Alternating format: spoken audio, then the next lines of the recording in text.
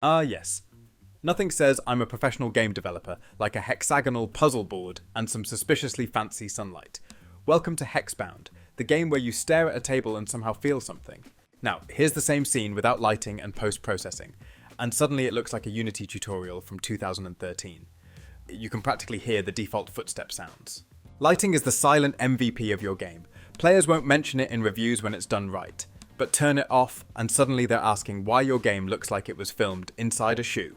In Hexbound, the player can't move the camera. They're glued to the table like it's Thanksgiving dinner, so lighting had to do all the heavy lifting. Atmosphere, focus, emotional tone, it all had to come from lights. Here's the thing, lighting isn't just decoration. It's not just make it pretty. It's directional, emotional, and functional. Smart level designers use lighting like breadcrumbs. In The Last of Us, a shaft of sunlight doesn't just look dramatic, it says, "Hey player, go here." When everything is detailed, lighting becomes the unspoken tour guide. It leads the player without needing a giant glowing arrow labelled objective. In Limbo, the lighting is almost monochromatic. It's harsh, high contrast, and makes you feel exposed and vulnerable. It's horror without gore. Then you have Firewatch. Warm oranges and long shadows create a sense of nostalgia and loneliness. That lighting isn't just there, it's the whole vibe. In Inside, light isn't just environmental, it's dangerous. Step into it at the wrong time, and you're spotted. So lighting becomes a mechanic, not just mood. Even in Hexbound, where the only enemy is your overthinking, lighting still pulls the strings. It tells you where to look. It sets the mood. And when the room feels a little warmer, a little tighter, like it knows you're one piece away from solving it, that's lighting doing emotional damage. Lighting is the silent designer in every great game. It points, it feels, it teaches, without saying a word. So how do these game devs go about creating these lights? Before we get all color wheel philosophical, let's start with the basics. In Unity, and most engines, you've got different light source types. Imagine the sun overhead, constant and infinite, casting bold, sharp shadows. That's your directional light. Now think of a cozy little orb glowing in the dark. That's the point light. Then there's the spotlight, narrow and focused like a stage beam, adding drama and intensity. Area lights are broad and rectangular, perfect for mimicking real-world lighting with a natural fall-off. And emissive materials, well, they don't light the scene for real, but they glow like they do. A shader trick that looks great and barely touches performance, or at least that's the idea. Great games mix these up. It's not just about brightness, it's about what you don't light. Shadows matter. Direction matters. And your player's eyes will follow the light whether they mean to or not. Speaking of performance, lights are great, but they eat frames for breakfast, so people came up with clever tricks to ease the burden. We currently use baked lighting, which plans ahead like a responsible adult, and real-time lighting, which wings it every frame like a caffeinated improviser.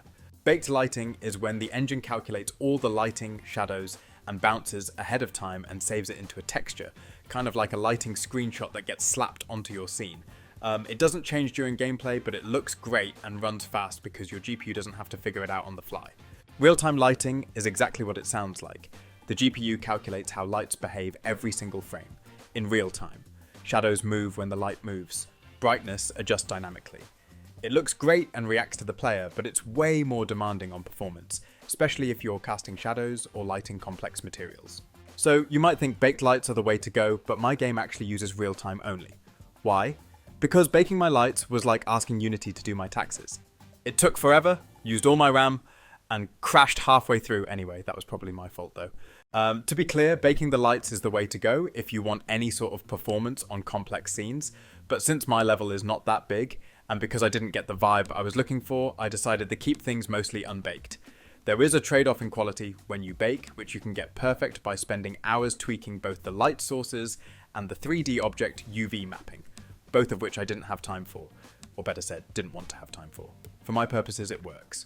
Let's talk about color theory a bit.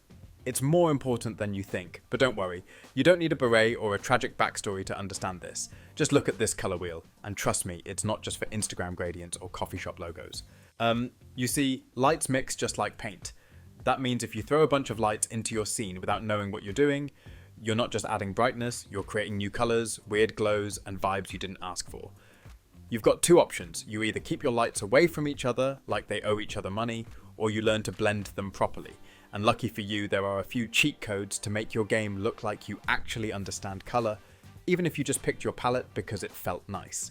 So let's break this down. Not in a welcome to colour theory class way, more like here are the basic vibes you can stick to so your game doesn't end up looking like it was lit by accident. We'll start with monochromatic, the simplest, safest way to make a scene look intentional. You pick one colour and just commit. Different shades, tints, maybe a little brightness, variation. But no cheating, be consistent, and not only with the lights, but your choice of objects and textures as well. Monochromatic lighting feels calm, clean, organised. Great for focused moments or games that live in one emotional lane, like Solitude, Mystery, or, cozy puzzle game. Next up is analogous lighting. That's when you pick colours that are next to each other on the wheel, like orange, red, and yellow. They're neighbours. They get along, they share seasoning, it creates warmth, harmony, and that golden hour softness you see in chill walking sims or emotional puzzle games where nothing explodes. Hexbound leans into this hard.